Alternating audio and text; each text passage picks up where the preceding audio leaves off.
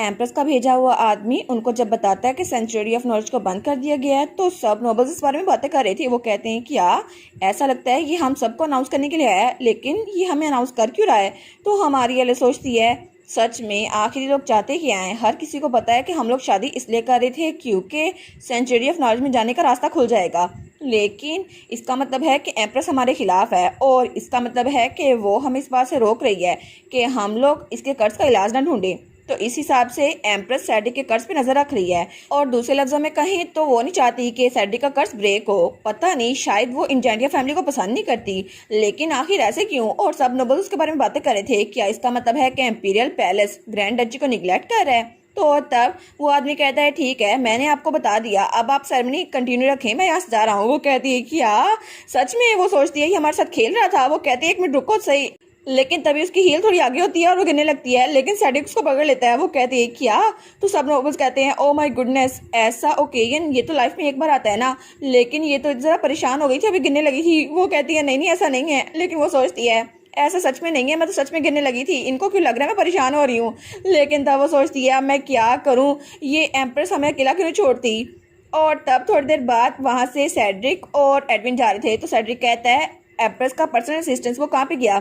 तो एडविन कहता है जैसे सेरेमनी एंड हुई वो पहले चला गया, लेकिन हम उसको पकड़ लेंगे ना, हम उसको छोड़ेंगे नहीं। वो कहता है नहीं नहीं कोई फायदा नहीं है, वैसे भी हम उससे थोड़ी सी बात तो कर सकते हैं ना। वो कहता है जी बिल्कुल, अपने मैजिक की वजह से इसको थ्रेटन करना हम ये कर सकते हैं, लेकिन मुझे लगता है आपको सबसे पहले एलिया की साइड पे जाना चाहिए। वो कहता है अच्छा। तो तब वो कहता है सर सैडिक आप नहीं जाने वाले। वो कहता है हाँ मैं वहाँ पर जा रहा हूँ, लेकिन तब वो कहता है आप आखिर ऐसे बिहेव क्यों कर रहे हैं, क्या कुछ गलत हुआ है। वो कहता है नहीं कुछ गलत नहीं हुआ। तो सैडिक सोचता है पता नहीं हिचकिचा क्यों रहा है, हालांकि इनको मिस एलिया को थोड़ा काम डाउन करना चाहिए। तो तब सैडिक सोचता है जब वो कमरे में चली गई थी ना तो एलिया सबके सामने ऐसे एक्ट कर रही थी जैसे सब कुछ ठीक है, लेकिन उसके एक्सप्रेशन छुप ही नहीं रहे थे। वो सच में बहुत ज्यादा परेशान हो गई थी और ऐसा हो नहीं सकता कि ये सब कुछ होने के बावजूद वो रिलैक्स बैठी हो। तो मुझे उसे जाके कंफर्ट करना चाहिए, क्योंकि आज जो कुछ भी हुआ उसकी वजह से वो इंजांडिया फैमिली छोड़ के नहीं जा सकती। लेकिन तभी वो दरवाजा खोलता है और कहता है एलिया, लेकिन वहां पर तो एलिया के साथ सब लोग थे। वहां पे डेफनी भी थी, कैली भी था, उसकी मेड भी और शेफ भी, तो सब लोग उसके इर्द गिर्द थे। तब कैलिब और डेफनी ने तो कंपटीशन लगाया था। कैलिब कहता है सिस्टर आप ये केक खाए ना। डेफनी कहती नहीं नहीं ये ड्रिंक पिए, आपका गला सूख गया होगा। और वहाँ पे उसकी मेड भी थी, वो कहती है मैं भी आपकी हेल्प करती हूँ। तो पीछे से शेफ भी आया था, वो कहता है आपको कुछ और चाहिए। और तब वहाँ पे सैड्रिक वो तो अकेला खड़ा रह गया था। वो कहता है मैं उसको कंफर्ट करने के लिए आया था, यहाँ पे तो सब लोग ही हैं। तो तभी वो सैड्रिक को देखती है, वो सबसे कहती है मैं ठीक हूँ, लेकिन तब वो सैड्रिक को देख कहती है सैड्रिक तुम आ गए। और फिर वो कहती है रुको एक मिनट मैं सैड्रिक के पास आ रही हूँ। तो सैड्रिक कहता है क्या। तो तब उसकी मेट कहती है आप ठीक तो है ना, क्या आपको थोड़ा रेस्ट नहीं करने की जरूरत। वो कहती है नहीं नहीं अर्जेंट मैटर है, मुझे उसके पास जाना होगा। और उसके बाद वो दोनों बाहर निकल आए थे। वो कहती है फाइनली मेरी जान तो छूटी। तो सैड्रिक कहता है तुमने तो बहुत ज्यादा मेहनत की है, तो मुझे लगता है कि बाकी तुम्हें अकेला छोड़ नहीं रहे थे। वो कहती है हाँ हाँ क्योंकि वो मेरे बारे में फिक्रमंद हो रहे थे ना, लेकिन फिर भी मैं बहुत ज्यादा क्लमजी हूँ, इसलिए वो मेरे बारे में फिक्रमंद हो रहे थे, फिर भी मैं खुश हूँ कि वो मेरे साथ थे। तो तब वो कहता है एलिया, लेकिन वो सोचता है आखिर ये इतनी स्वीट कैसे हो सकती है, मैं नहीं चाहता कि एलिया कभी भी मेरी साइड छोड़ के जाए। लेकिन तब एलिया कहीं जा रही थी, वो सोचता है शायद मैं सेल्फिश हो रहा हूँ, लेकिन ये मुझे छोड़ के ना जाए, बस मैं यही चाहता हूँ। तो वो कहती है एक मिनट रुको मैं तुम्हारे लिए कुछ लेके आती हूँ। और थोड़ी देर बाद वो फूलों का ताज बनाकर उसके सर पे डाल देती है। वो कहती है ये देखो ना तुम पे अच्छा लग रहा है। वो कहता है क्या अचानक से। वो कहती है हाँ हाँ तुम पे सूट कर रहा है ना, और तुम तो इसमें बहुत ज्यादा अच्छे लग रहे हो सैड्रिक। और वो सोचता है हमें लगा था हम कर्ज को ब्रेक करने की एक स्टेप क्लोज आ गए हैं, और फिर चीजें ऐसी हो गई। हालांकि ये मेरे लिए भी बहुत ज्यादा मुश्किल है, लेकिन फिर भी मुझे इसको कुछ ना कुछ कहना होगा। वो कहता है मैं बिल्कुल ठीक हूँ, लेकिन तो वो कहता है मैंने कभी सोचा नहीं था सिचुएशन ऐसी हो जाएगी कि हमें सेंचुरी ऑफ नॉलेज में जाने को नहीं मिलेगा, जिसकी वजह से हम कर्ज को ब्रेक कर सकते हैं। लेकिन अभी मैं इस बारे में सोच रहा हूँ तो मुझे सेंचुरी ऑफ नॉलेज में जाने से ज्यादा इस बात की फिक्र सता रही थी कि एलिया मुझे छोड़कर चली जाए, और अगर वो इंजांडिया फैमिली को छोड़ के चली गई तो मुझे बहुत ज्यादा बुरा लगेगा। और तब वो सोचता है हालांकि ये सिचुएशन हमें पता था ऐसे ही एंड होनी है कि एलिया मुझे छोड़ के चली जाएगी, लेकिन आखिर मुझे इतना बुरा क्यों लग रहा है, इससे भी ज्यादा बुरा कि मेरा कर्ज ठीक नहीं हो सकता। तो तब एलिया कहती है क्या तुमने लॉरल रीत के बारे में सुना है। वो कहता है क्या किसके बारे में। वो कहती है मैंने सुना था कि एक दूसरी कंट्री में ट्रेडिशन थी जहाँ पे कोई भी एक मैराथन जीतता था ना तो उसको ये क्राउन पहनाया जाता था, ये फूलों का ताज। वो कहता है हाँ मैंने सुना था कि ये उसको बहुत ज्यादा दौड़ने की वजह से एक इनाम दिया जाता था। तो वो कहती है मैं इसलिए तुम्हें ये पहना रही हूँ क्योंकि तुम फिक्र ना करो, क्योंकि तुम्हारी जिंदगी भी एक मैराथन की तरह है, तुम बहुत देर से भाग रहे हो और तुम जल्द ही अपने कर्ज से फ्री हो जाओगे और फिर तुम्हारा मैराथन कंप्लीट हो जाएगा, और फिर ये लॉरल रीथ ये तुम्हारे सर पे होगा, ठीक है तुम फिक्र ना करो। और वो सोचती है क्योंकि मैं कोई ना कोई तरीका ढूंढ ही लूंगी। सेंचुरी ऑफ नॉलेज में जाने के अलावा भी मैं तुम्हारा कर्ज जरूर तोड़ दूंगी। तो कैलिब उसको देखता है और वो सोचता है मैं तो इसको कंफर्ट करने के लिए आया था, लेकिन ये मुझे कंफर्ट कर रही है।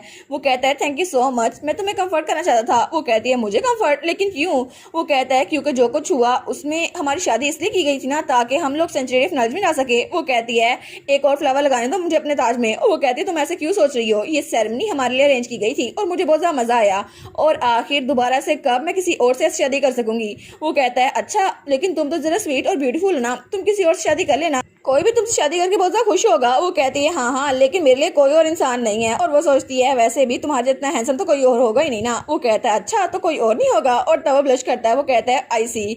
तो तब वो कहती है सैडिक तुम्हें क्या हुआ, क्या कुछ गलत है? वो कहता है नहीं नहीं कुछ गलत नहीं है। और तब वो कहता है मुझे यकीन नहीं होता कि सेंचुरी ऑफ नॉलेज को उन्होंने बंद कर दिया है सिर्फ इस वजह से क्योंकि हमने शादी कर ली है और हम वहाँ पे जाने वाले थे, लेकिन मुझे लगता है कि वो इंट्रूडर उसकी आइडेंटिटी कभी भी रिवील नहीं होगी क्योंकि वहाँ पे कोई गया ही नहीं था, ये सब कुछ एम्प्रेस खुद करवा रही है। तो वो कहती है हाँ मुझे भी ऐसा लगता है, लेकिन अगर ऐसा होता ही वहाँ पे कोई इंट्रूडर आता तो उसको ड्रैगन खुद पनिशमेंट देता। और वो सोचती है क्योंकि असल में सेंचुरी ऑफ नॉलेज वो ड्रैगन की गुफा ही है जहाँ पर सब लोग अपनी नॉलेज रखते हैं, और तब सबसे पहला एम्पर वो एक फेरी था, उसने ड्रैगन के साथ दोस्ती की और ड्रैगन ने उसको इजाजत दी कि वहाँ पर वो सारी नॉलेज रख सकता है। लेकिन वो सोचती है ओरिजिनल वर्क में तो डेफनी ने ड्रैगन के साथ दोस्ती कर ली थी, और इस तरह मुझे लगता है अभी भी उसने किसी तरह से उसकी दोस्ती कर ली होगी। तो तब वो कहती है लेकिन एम्पीरियल फैमिली पता नहीं कब तक हमें आप जाने से रोकेगी। वो कहते हैं हाँ मुझे भी नहीं पता कब तक, लेकिन सच में उनकी हिम्मत की दाद देनी पड़ेगी कि वो लोग इतने दूर तक गए ताकि इंजेंटिया फैमिली को अपने आप से दूर कर सकें और उन्हें अपने आप से आगे न बढ़ने दे। तो हमारी हिरण सोचती है हाँ बिल्कुल ये सही कह रहा है क्योंकि एम्प्रेस आखिर पता नहीं वो चाहती क्या है, लेकिन वो बास्टर्ड आखिर उनको हमारे साथ मसला किया है, इंजेंटिया फैमिली को आराम से क्यों नहीं रहने देते। और कैलिब के साथ भी तो इतना बुरा सलूक हुआ था ना, तो वो तो बड़े गुस्से में आई हुई थी। तो सड्डी कहता है एलिया क्या हुआ? तो वो तो दिल में सोचती है मेरा दिल करा था उसी एम्प्रेस के पास जाऊं और उसका सर फाड़ दूं, लेकिन मैं ऐसा नहीं कर सकती ना क्योंकि ऐसा करना मन है। लेकिन वो सोचती है ओरिजिनल लेवल में तो डेफनी को पता था ना कि सेंचुरी ऑफ नॉलेज में जाने का एक और रास्ता भी है, तो हम लोग वहां से जा सकते हैं, लेकिन ओरिजिनल वर्क में तो टेलीपोर्ट होकर वहां जाया जा सकता था और मुझे ये कमेंट्स में पता चला था। लेकिन अगर उसने ड्रैगन से दोस्ती कर ली और उसे वहां जाने का रास्ता पता हुआ और मैं जाकर डेफनी से कहूंगी कि मुझे वो रास्ता बता दो, तो क्या वो मुझे बता देगी? नहीं नहीं, मुझे लगता है कि वो मुझ पर शक करेगी। और आखिर क्या ही वजह हो सकती है कि मैरिनस फैमिली मेरी वजह से अपने आप को खतरे में डाले? नहीं, ऐसा नहीं हो सकता।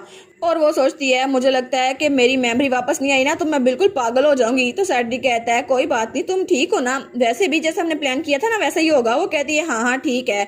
तो तब एलिया कहती है तुमने कहा था कि तुम्हारी फैमिली के लिए लॉयल्टी को साबित करने के लिए एक सेरेमनी होगी। वो कहते हैं हाँ हाँ इसके बाद वो सेरेमनी होगी, लेकिन अभी के लिए वो उसकी तरफ हाथ बढ़ाता कहता है मुझे लगता है तुम्हें रेस्ट करना चाहिए क्योंकि तुम्हें दोबारा से इतने सारे लोग के सामने जाना है। वो कहती है थैंक यू सेड्रिक, और तब उसका हाथ पकड़ती है, लेकिन वो कहती है लेकिन मैं गेस्ट के सामने कैसे बिहेव करूंगी, जितना सैड हो सके उतना। वो कहता है फर्क नहीं पड़ता, तुम जैसे मर्जी बिहेव करो क्योंकि लोग का ओपिनियन चेंज करना मेरे लिए बाएं हाथ का काम है। वो कहती है सच में? और वो सोचती है मुझे तो लगता है जैसे ड्रामाज में सीईओ होता है ना, अपने दम पे सारे रिपोर्टर्स की खबरें चेंज करवाता है, ये भी बिल्कुल ऐसा ही करेगा।